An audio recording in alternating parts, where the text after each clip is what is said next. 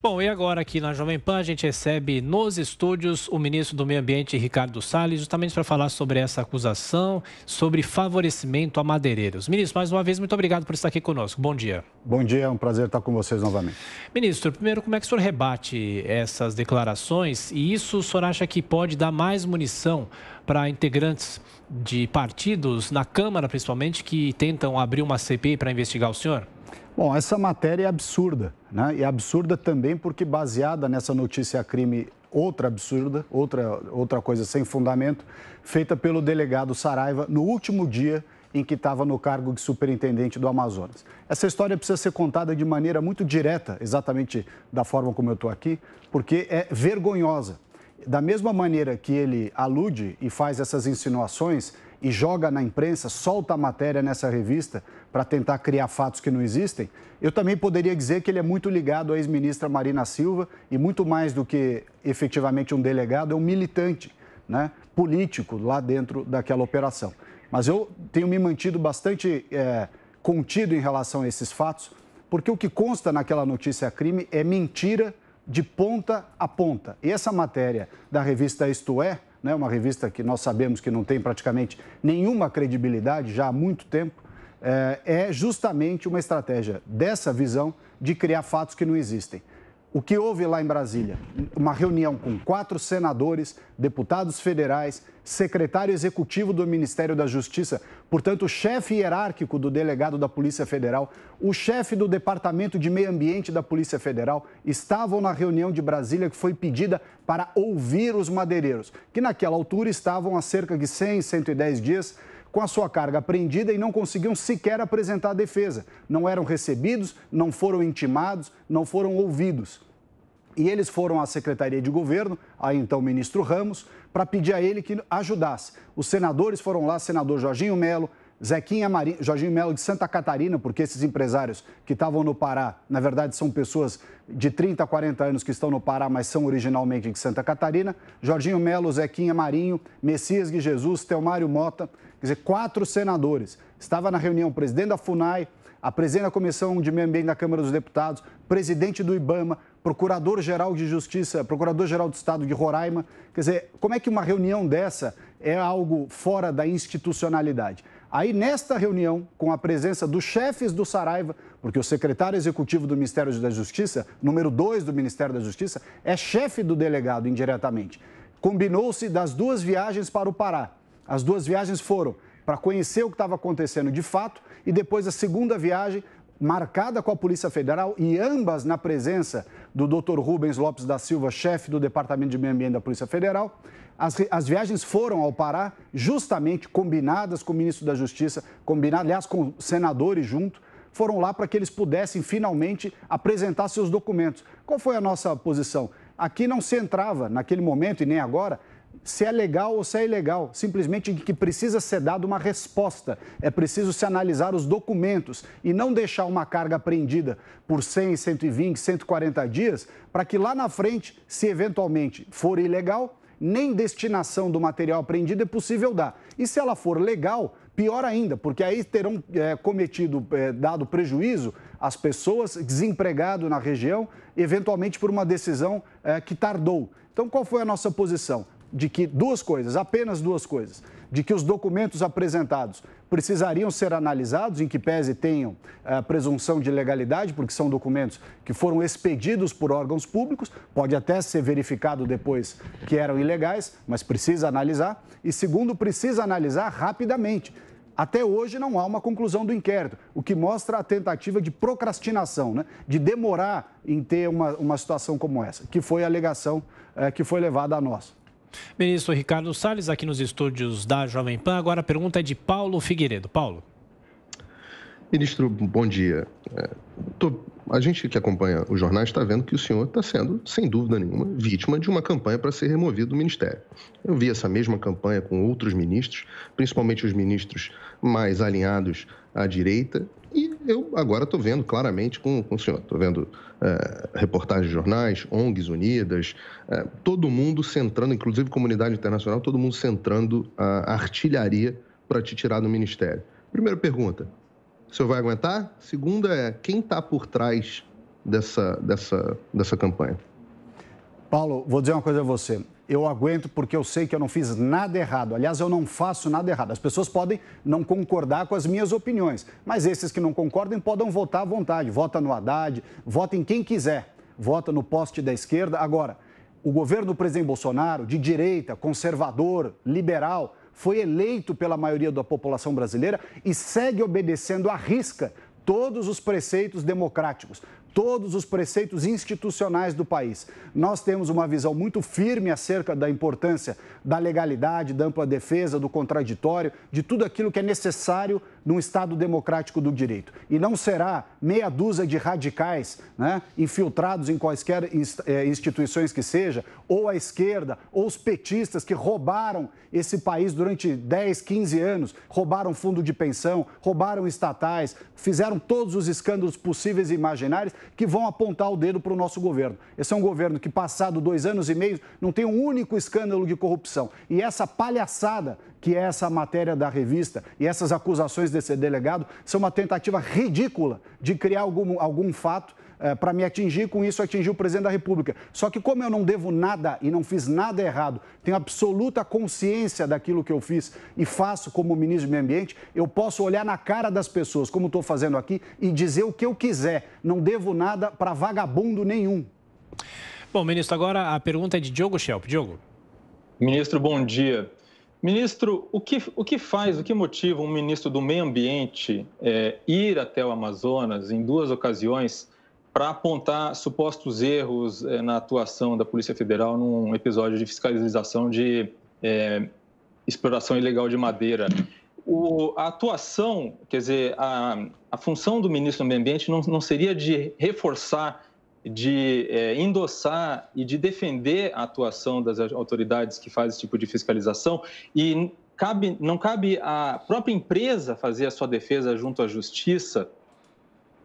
Bom, em primeiro lugar, o nosso papel, Diogo, é defender o meio ambiente. E um dos aspectos que é defender o meio ambiente é defender as pessoas, defender o desenvolvimento econômico para aquela região, coisa que a esquerda não fez, a Marina Silva, amiguinha do delegado Saraiva, também não fez, né? Esse pessoal deixou as pessoas da Amazônia para trás. E quando a região fica na miséria, na pobreza, isso é um convite à ilegalidade.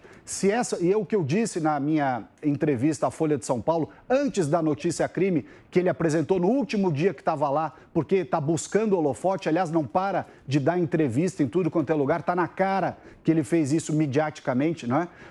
O que a gente percebe é o seguinte: eu fiz uma declaração dizendo, se a operação estiver correta e houver ilegalidades, ela será uma operação que ajuda no combate ao desmatamento e na defesa da Amazônia. Porém, se esta for, e eu sempre coloquei o se esta for uma operação abusiva, sem fundamento, os documentos que tiverem lá forem legais, essa operação vai contra o meio ambiente, porque você vai quebrar alguém que pode estar fazendo as coisas direito, vai colocar essas pessoas na ilegalidade, vai gerar uma série de desemprego na região e aí sim elas vão para a floresta com uma série de ações que destroem. E ali a região da Cachoeira do Aruã, que é onde é feito o manejo florestal, é uma região onde só pode haver manejo florestal, por força do regulamento do ITERPA, que é o Instituto de Terras do Estado do Pará. Ou seja, o manejo florestal é atividade prescrita para aquela região. Se você demoniza a atividade, você de cara está jogando essas pessoas na ilegalidade. Eles têm uma escritura que o Saraiva diz que é falsa. Pode até ser que seja, mas tem que apurar primeiro, antes de ser dito. Aí eles têm plano de manejo registrado na Secretaria de Meio Ambiente do Pará. Ele diz que é falso. Tem que apurar primeiro. Eles têm autorização de corte da madeira. Tem que apurar. Se isso tudo for feito de maneira ilegal, fraudulento, que mande todos para a cadeia. Eu não tenho compromisso nenhum, nem conheço essas pessoas. Agora, o que não pode é acusar as pessoas, não deixá-las apresentar os seus documentos de defesa, procrastinar o feito por 100, 120 dias, a ponto de que o chefe dele, secretário executivo do Ministério da Justiça, junto com o delegado, Dr. Rubens, tivemos que fazer uma reunião com senadores e tudo mais para entender o que estava acontecendo e marcar uma data para que eles pudessem apresentar os documentos. Quer dizer, ninguém fez um juízo de valor e dizer, está resolvido, estão aqui os documentos. Não. aqui estão os documentos. Agora faça o seu trabalho, analise os documentos e dê uma resposta. Essa foi a única posição que nós tomamos. Mas, ministro, essa não é a função dos advogados desses empresários fazer? Nós fomos chamados... O ministro do Meio Ambiente tem que fazer esse papel? Nós fomos chamados pela Casa Civil, pelo chefe dele, o secretário executivo, aliás, o ministro da Justiça. O secretário executivo é quem representa e substitui o ministro da Justiça. Casa Civil, Segov, Ministério da Justiça, 4 senadores, 3 deputados federais nos pediram para olhar para esse caso. Para olhar para esse caso e dar uma resposta política. A resposta política é no judiciário, a resposta jurídica é no judiciário. Eles têm que fazer isso, tanto que a nossa posição foi, olha, nós não vamos entrar no mérito de nada aqui. Nós vamos simplesmente ver se vocês estão sendo realmente, e só isso, ver se vocês estão sendo ouvidos. Se vocês estiverem sendo ouvidos, vocês que apresentem seus documentos e defendam suas posições. Agora, o governo estava sendo acusado de perseguir, de ser injusto, de destruir os empregos da região. Os senadores representam as pessoas e os estados. Os deputados federais representam as pessoas e os estados. Nós estamos justamente trabalhando um esforço enorme para ter um plano de desenvolvimento econômico sustentável da Amazônia e uma operação supostamente para combater o desmatamento ilegal não pode deixar a mínima margem de que ela própria é a operação que estaria, por exemplo, corroborando a perda de empregos na região de maneira indevida. Agora, repito, como eu sempre disse, se houver ilegalidade, puna todos eles. Eu não tenho nenhuma relação, nada, nenhuma, zero, nem conheço essas pessoas. Agora, o que não pode é ter esse sentimento de que eles estão sendo perseguidos, que você está destruindo emprego, que os senadores e deputados da região estão vindo reclamar que o estado deles vai ter ainda mais desemprego indevidamente. Ou seja, foi essa a resposta política e apenas e tão somente política que os órgãos do governo federal deram. Ministro, mudando um pouquinho de assunto, o Brasil encerrou 2020 com o maior número de focos de queimadas em uma década. Foram mais de 220 mil, segundo dados do INPE. O que está sendo feito ou será feito este ano para que este número terrível não se repita ou diminua? O governo federal, já no ano passado, aumentou bastante o número de brigadistas para 3.300, né, em vários estados. 10 aviões Air Tractor, os helicópteros, as ações preventivas do Preve Fogo. Você, inclusive, tem que preparar os locais para que eles não tenham problema. Agora, também tem questões locais, né? Quer dizer, as pessoas precisam precisam não cortar a madeira da floresta e precisam fazer a limpeza do pasto, por exemplo. Foi o que aconteceu no Pantanal. Aliás, foi uma discussão interessante, né? Nos atacaram muito, dizendo, olha, esse absurdo do boi-bombeiro, o problema é o governo do Bolsonaro, que nem a história que eu vi há pouco aqui do Fiuza dizendo do genocida da questão da Covid. O governo Bolsonaro foi que botou fogo no Pantanal, o governo quer ver destruir o Pantanal. Ridícula essa posição. Saiu um estudo da FAPESP, que é um órgão do estado de São Paulo, não tem nada a ver com o governo Bolsonaro, dizendo quais foram as 2 principais causas de queimada no Pantanal. E quais foram as causas apontadas pelo estudo da FAPESP? Primeiro, um fenômeno meteorológico sem precedentes. Uma questão de pressão atmosférica, correntes que não circularam, ou seja, algo que não tem nada a ver com o governo. E segundo, a ausência de uso preventivo do fogo e de limpeza do pasto. Ou seja, foi exatamente o que nós dissemos. Como a postura de não deixar limpar o pasto antes, ou seja, deixou acumular matéria orgânica, massa orgânica, e aí quando pega fogo numa região que não se tomou a medida preventiva de limpeza do local, aquela matéria orgânica acumulada faz uma grande combustão, né? Vira um combustível fortíssimo para as queimadas. Então você tem, para o combate às queimadas, 2 medidas, aquelas que são preventivas e aquelas que são de combate efetivamente. Nós estamos atuando nas 2 linhas.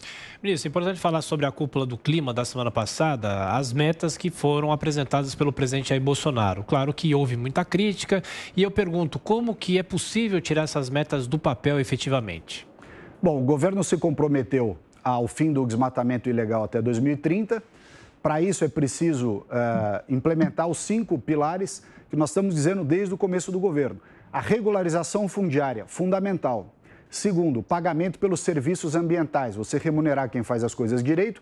ou oferecer um recurso para que a pessoa passe a recuperar áreas que estão degradadas. O recurso, o dinheiro para o pagamento de serviço ambiental é justamente o mercado de carbono que os países ricos não nos deixam regulamentar. Estão empurrando esse assunto com a barriga. O Brasil vem lutando, brigando para que haja a regulamentação do mercado de carbono. O terceiro ponto, zoneamento econômico e ecológico. Você ter o plano diretor para a região, o ordenamento territorial daquela região.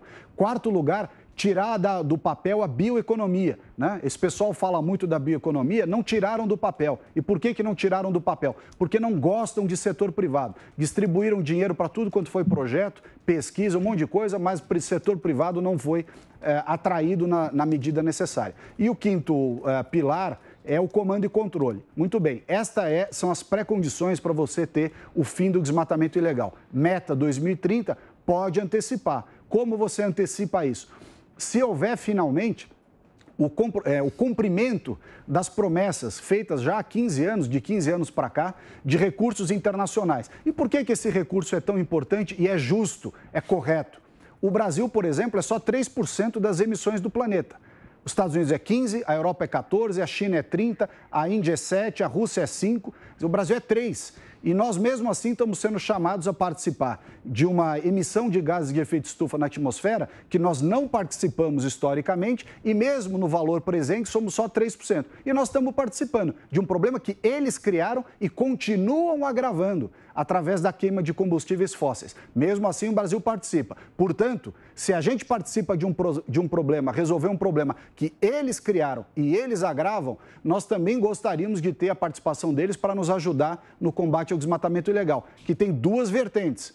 Uma, comando e controle, mas a outra é cuidar das pessoas. Se você não cuida dos 23 milhões de brasileiros que estão na região, não gera o desenvolvimento econômico sustentável, não cria oportunidade, essas pessoas acabam indo para a ilegalidade e são cooptadas por atividades que vão contra a floresta. Então é importante trabalhar nas duas coisas, comando e controle de um lado, incentivos econômicos e sociais de outro. Trazer essas pessoas da Amazônia, que foram deixadas para trás pelos governos de esquerda, abandonadas pelos esquerdistas, enquanto eles iam viajar na Europa, fazer seminário em Paris, palestra em Londres, viagem para Nova York, esse pessoal na Amazônia ficou na miséria. A região mais rica do Brasil em termos de recursos naturais, com o pior índice de desenvolvimento humano. E ninguém estava olhando para isso. Foi o governo do presidente Bolsonaro que disse, olha, vamos cuidar das pessoas. Ao cuidar das pessoas, nós estamos cuidando muito do meio ambiente. E é essa é o nosso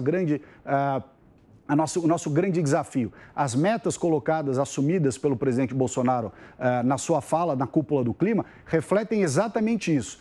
Fim do combate ao desmatamento ilegal, o combate ao desmatamento ilegal até 2030 para acabar com essa atividade em todo o Brasil e, para isso, é importante tomar esses 5 pontos que eu falei aqui agora há pouco.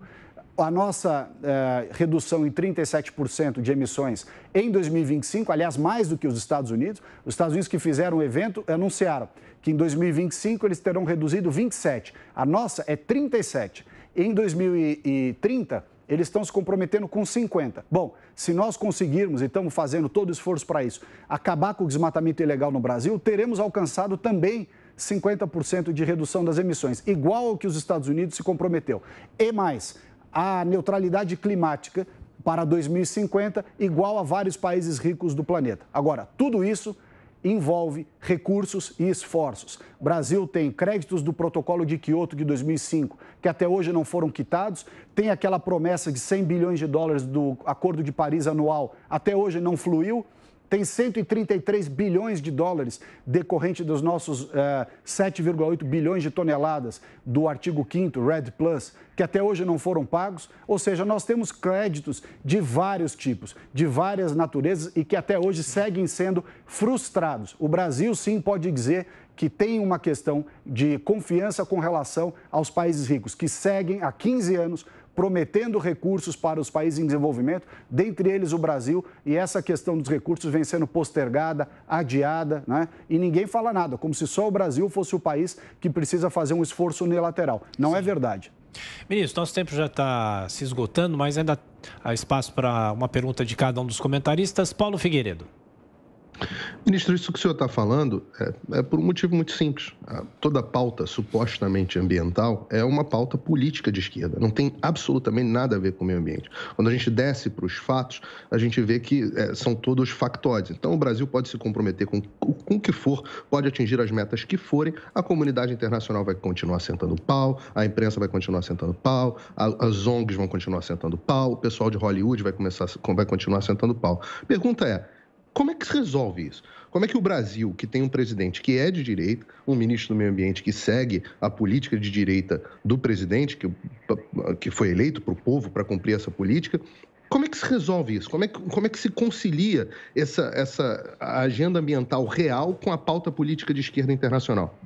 Bom, felizmente, Paulo, nós já conseguimos colocar essa questão do cuidado com as pessoas, né, das pessoas na Amazônia, ou mesmo em outras regiões do Brasil, na pauta de discussão. Né? Foram 2 anos, são 2 anos e meio repetindo essa importância de colocar as pessoas, o desenvolvimento econômico sustentável, a prosperidade da região. Esse é o primeiro passo. Agora, o segundo passo é essa turma toda que você falou, aqui dentro do Brasil e fora, mas o problema maior é aqui dentro, porque junta esse pessoal de esquerda, alguns que estão na imprensa, alguns que estão na academia, alguns que são da elite caviar, né, esquerda caviar, vai juntando essa turma que acha cool, acha bacana ficar falando mal do seu próprio país, muitas vezes sem ter a menor ideia do que está falando, fala mal aqui dentro e isso repercute lá fora. Então, o primeiro passo para isso é os brasileiros pararem de falar mal do seu próprio país. Se você tem alguma coisa para indicar, de maneira de bom senso, equilibrada, propositiva, será muito bem-vindo. Agora, esse boicote permanente, essa disseminação de dados falsos, essa coisa de manipular dados, coberturas, às vezes, completamente mentirosas,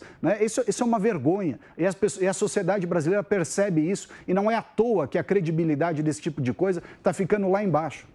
Diogo Schelp. Ministro, o STF recebeu a notícia-crime enviada do caso das madeireiras e enviou para a PGR se manifestar a respeito, né?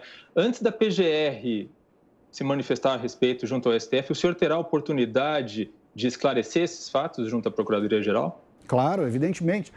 Eu tenho me mantido calado desde que esse episódio midiático da apresentação da notícia-crime no apagar das luzes da administração do delegado Saraiva, no dia que ele soube que ia ser remanejado, e foi remanejado não por minha causa, ele foi remanejado porque trocou o delegado-geral da Polícia Federal e é natural que ele troque os superintendentes, foram vários trocados no Brasil inteiro.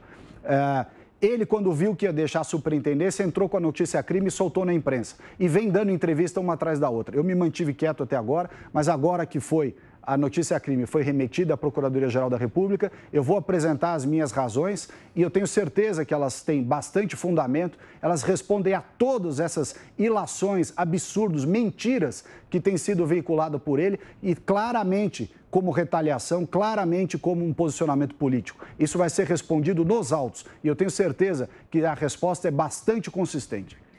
Ministro, o senhor revisou nesta semana uma norma que foi publicada no começo de abril que teria paralisado ou prejudicado o trabalho dos fiscais do IBAMA, mas ainda assim eles reclamam que mesmo com essa revisão o trabalho deles perdeu a autonomia, existe uma dificuldade de aplicar multas. O senhor ainda pretende revisar novamente essa norma? Infelizmente, a posição de alguns dizerem lá que foram paralisados foi uma posição defendida pelo sindicato, né, que é totalmente PT e PSOL. Mas o fato é que alguns pontos que foram suscitados, nós analisamos, entendemos que caberia um ajuste até para contemplar o que foi falado, mas essa história de dizer que a norma paralisou a fiscalização é absoluta mentira. A fiscalização, ao contrário, o que a norma fez? Estipulou prazos. O pessoal estava criticando, dizendo que os processos demoram muito e demoram mesmo. Aliás, tem um relatório da CGU mostrando que o processo sancionador dos órgãos ambientais, nos últimos 10 anos, demoravam 7 anos para chegar ao final. Então, nós fizemos uma norma com prazos e metas, justamente para eliminar essa morosidade histórica do processo sancionador. Dizer que essa norma paralisa ou impede a fiscalização é ridículo, né? É usar um pretexto para não querer trabalhar. Agora, o que nós fizemos? Um ajuste, efetivamente, em 2 pontos da instrução, foi republicada, ela está tecnicamente perfeita e é agora que tem, graças a essa modificação e a norma em si, que tem todas as condições para que o processo sancionador acelere bastante e dê a resposta ainda mais rápida para a sociedade. Ministro do Meio Ambiente, Ricardo Salles, mais uma vez obrigado pela participação aqui na programação da Jovem Pan, nos nossos estúdios, e até a próxima. Um abraço. Obrigado.